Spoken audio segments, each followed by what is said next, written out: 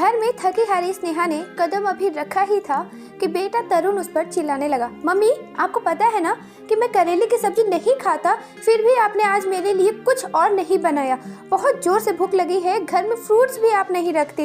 एक तो कॉलेज में आज प्रोफेसर ने पका दिया और फिर थके हारे आओ तो घर में कुछ मिलता ही नहीं है।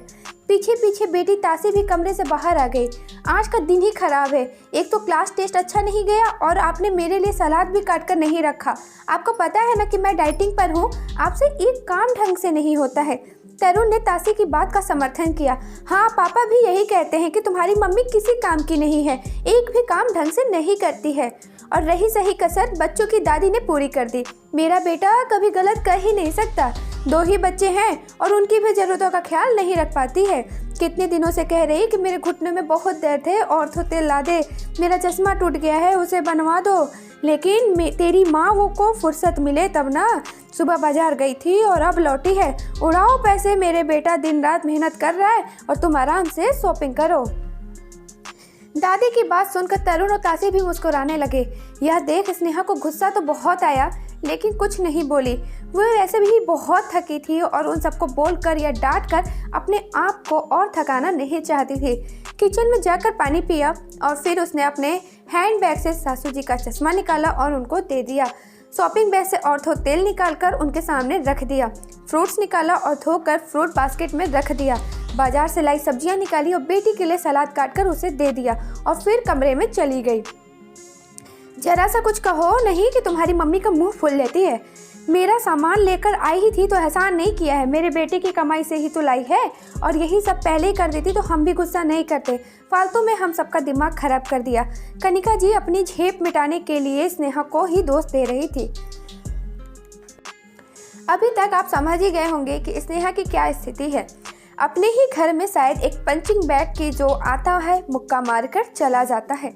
अरे अभी आप पिताजी अनिल से तो मिले ही नहीं। जब घर के बाकी सदस्यों का यह व्यवहार था तो उनसे कुछ अलग होने की उम्मीद तो बिल्कुल भी मत करिएगा।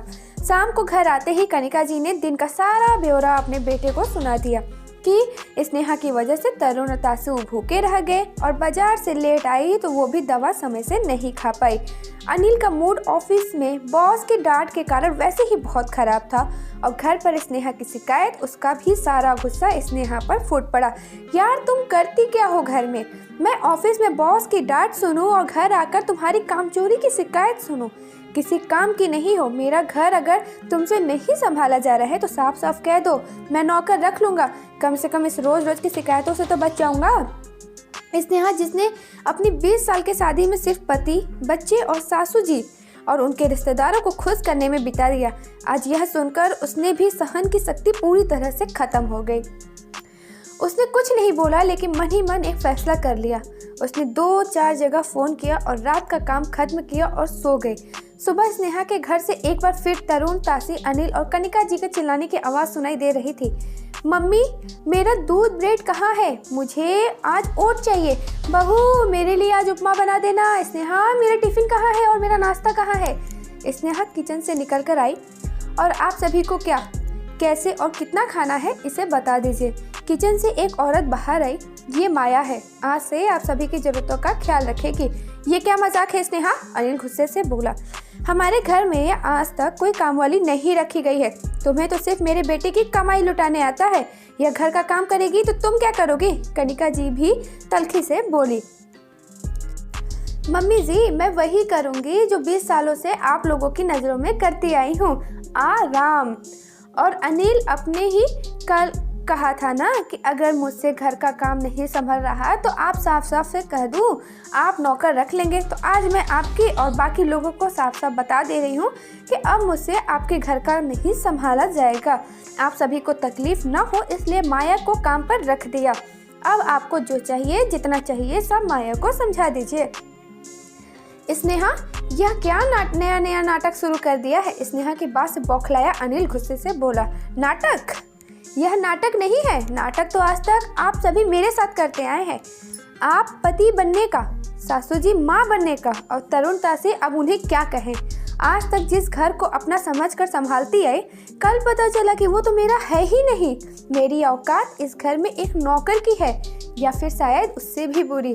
सुबह से लेकर रात तक सिर्फ और सिर्फ आप लोगों के बारे में सोचती, चिंता करती, लेकिन कभी बदले में मीठे 2 बोल नहीं मिलते। सासू माँ को देखकर मम्मी जी, मैं बाजार घर की, आपकी बच्चों की और आपके बेटे की ज़रूरतों का सामान लेने गई थी। आपके बेटे की कमाई से अपने लिए कुछ नहीं लाए। थकी हारी धूप में घर आई, किसी ने एक गिलास पानी भी नहीं पूछा। उल्टा शिकायतों का बैग लेकर सब शुरू हो गए मुझ पर चिल्लाना। तरुण के कॉलेज में कुछ गलत हुआ तो उसका सारा गुस्सा मेरे ऊपर निकाल दिया। तासी का पेपर खराब हुआ तो उसने भी अपना गुस्सा मुझ पर निकाल दिया। अनिल को बहुत से डांट पड़ी तो उसका फ्रस्ट्रेशन मुझ पर निकाल दिया। और मम्मी जी, इन्हें तो पता ही नहीं मुझसे कौन सा जन्म की खुन्नस है। कभी आज तक प्यार के 2 मीठे बोल बोले ही नहीं। आप सभी ने मुझे पंचिंग बैग समझ लिया है। जिसका मन करता वो आता और अपनी भड़ास और चिड़चिड़ापन निकाल कर चल देता। हर बात पर मुझे झिड़क दिया जाता। कभी भी आप लोगों ने मुझसे पूछा कि तुम्हें क्या तकलीफ़ है, तुम्हारी कोई चाहत है? इसमें आप लोगों की कोई गलती नहीं, क्योंकि हम औरतों को अपनी इज्जत करवानी आती ही नहीं। आपका बेटा अगर ऑफिस में मेहनत करता है ना, तो मैं भी दिन रात घर में मेहनत करती हूँ। आपका बेटा सुबह 9 से 5 बजे तक नौकरी करता है, जिसमें संडे के अलावा और भी छुट्टियाँ मिलती हैं। लेकिन मैं 24/7 और वो भी बिना छुट्टी लिए आपके बेटे का घर संभालती हूँ। सबको उनकी ज़रूरतों का हर चीज़ सही तरीके से मिल जाता है, फिर भी मुझे कहा जाता है कि मैं किसी काम की नहीं हूँ और न ही मैं कोई काम ढंग से करती हूँ। इसलिए मैं आज और अभी से आपके घर की जिम्मेदारी छोड़ रही हूँ। अपने कमरे में जाते हुए स्नेहा पलट कर बोलती है, अनिल, औरत सारी जिंदगी अपने वजूद को भुलाकर मकान को घर बनाने में लगा देती है और बदले में सिर्फ यही चाहत रखती है कि घर के सभी सदस्य उसे सम्मान दे, उससे प्यार के 2 बोल बोले। लेकिन अफसोस कि मैं पूरे घर की ज़रूरतों का ख्याल रखती हूँ, लेकिन तुम सब मिलकर भी मेरा अकेले का ख्याल ना रख सके। सभी की आंखें शर्म से झुक गई। सच ही तो कहा था स्नेहा ने। सभी ने जाने अनजाने में उसे पंचिंग बैग समझ लिया था। अगर आपके घर वाले भी आपके साथ यही व्यवहार कर रहे हैं तो आप भी पंचिंग बैग बनना बंद कर दे। आपको हमारी कहानी कैसी लगी कमेंट करके ज़रूर बताइएगा, और अगर वीडियो पसंद आएगी तो वीडियो को लाइक करिएगा। आपका लाइक हमें बहुत ज़्यादा मोटिवेट करता है। तो मिलते हैं कुछ ऐसी ही इंटरेस्टिंग स्टोरी के साथ अपने नेक्स्ट वीडियो में। तब तक के लिए bye bye and take care.